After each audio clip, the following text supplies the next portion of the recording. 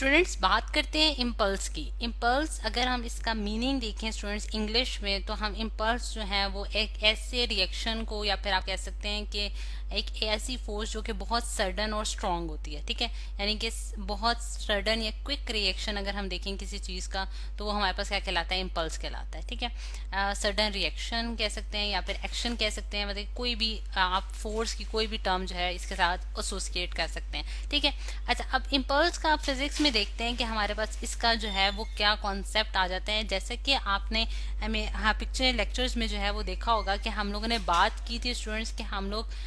जो है मोमेंटम को रिलेट कर रहे थे विद न्यूटन सेकंड लॉ। तो उसमें हमने ये डिस्कस किया था कि अगर एक कार जो है जो कि अपनी मोशन परफॉर्म कर रही है और उसके पास इनिशियल वेलोसिटी जो है वो वी आई है, और कुछ टाइम के बाद जब हम उसके ऊपर कोई फोर्स अप्लाई करते हैं और फोर्स की वजह अप्लाई करने की वजह से वो कार जो है कुछ डिस्टेंस मूव करके एक खास पॉइंट तक रीच करती है और उसकी फाइनल वेलोसिटी जो कैलकुलेट की गई है वो वी एफ है। इस केस में स्टूडेंट्स जो हमने फोर्स उसके ऊपर अप्लाई की थी, यानी कि जो एक्सटर्नल फोर्स हमने अप्लाई की थी, वो फोर्स हमारे पास उस टाइम में हमारे पास एक कांस्टेंट फोर्स थी। यानी कि कांस्टेंट फोर्स का क्या मतलब है कि एक उसका खास मैग्नीट्यूड था। जिस तरह से मैं कह सकती हूँ, फॉर एग्जांपल मैं कहती हूँ कि मैंने 4 न्यूटन की जो है वो फोर्स उसके ऊपर अप्लाई किया, 4 न्यूटन फोर्स अप्लाई किया, ठीक है। अब अगर इस केस में हमारे पास 4 न्यूटन अप्लाई करने की वजह से, जो फोर्स की वजह से हमारी जो कार है उसने एक सर्टेन डिस्टेंस ट्रेवल किया है इन टाइम टी, और हमने उसको उसकी जो वैल्यूज हैं वो कैलकुलेट की हैं, और इस फोर्स की वजह से उसमें कोई एक्सेलरेशन भी प्रोड्यूस हुआ है,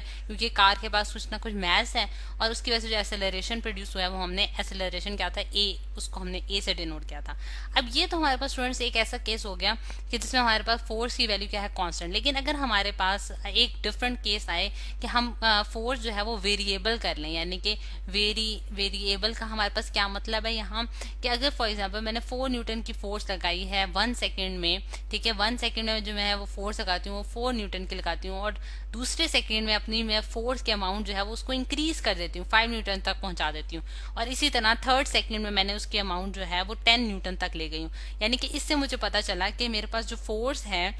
वो क्या है, वेरिएबल है, यानी कि उसमें एक वैल्यू जो है वो कांस्टेंट नहीं रह रही, बल्कि वो चेंज हो रही है टाइम के लिहाज से, ठीक है। तो ऐसी फोर्स क्या कहलाएगी, वेरिएबल फोर्स कहलाएगी। अब ये तो हमने कार की एग्जांपल देख ली। इसकी आप एक और एग्जांपल इस तरह से देख सकते हैं कि अगर हम मेरे पास कोई हिल है और हिल के ऊपर मैं एक साइकिल के जरिए जो है वो जो है मूव कर रही हूँ, ठीक है, मेरे पास कोई बाईसाइकिल है और साइकिल के जरिए जो है मैं इसके ऊपर जो है वो चल रही हूँ, तो एक खास किस्म की फोर्स जो है वो इस पीक तक लगेगी मेरे पास। उसके बाद यहाँ जो है जो फोर्स की अमाउंट है वो कुछ ज्यादा हो जाएगी। जैसे कि आप जानते हैं कि जब हम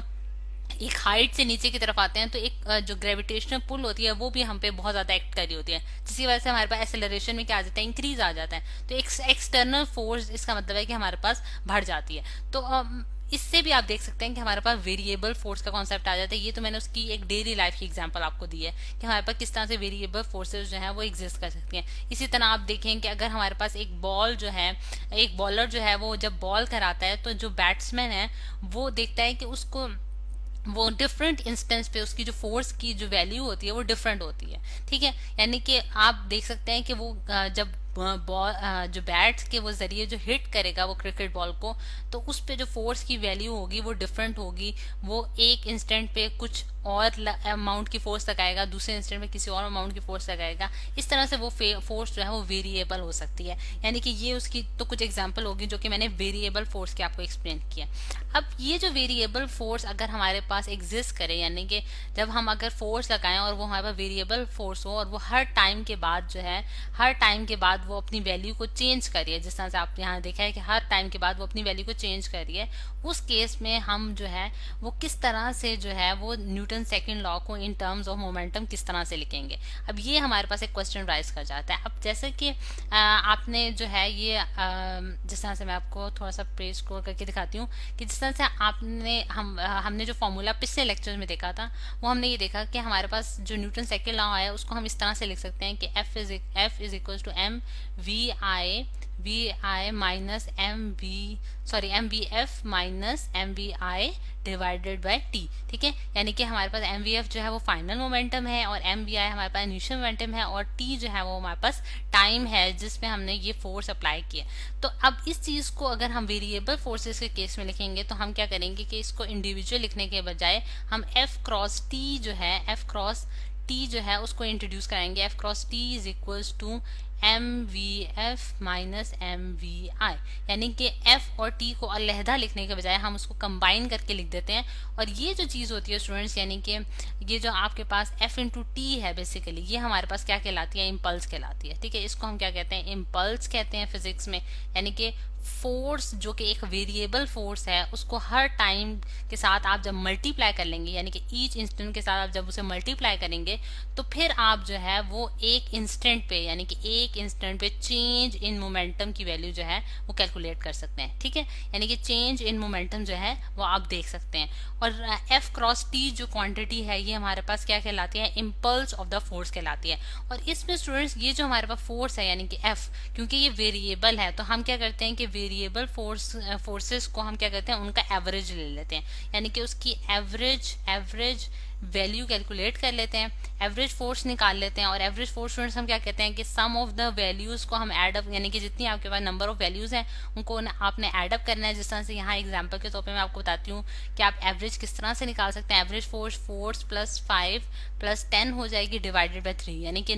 टोटल नंबर ऑफ वैल्यूज और जो आपके पास वैल्यूज हैं उनको आप एड अप करेंगे divided by total number of values से आप जो है वो एवरेज फोर्स जो है उसको कैलकुलेट कर सकते हैं। ठीक, तो इस तरह से आपने एवरेज फोर्स निकाले और एवरेज फोर्स को आप जो है वो टाइम ड्यूरेशन, जितना टाइम आपने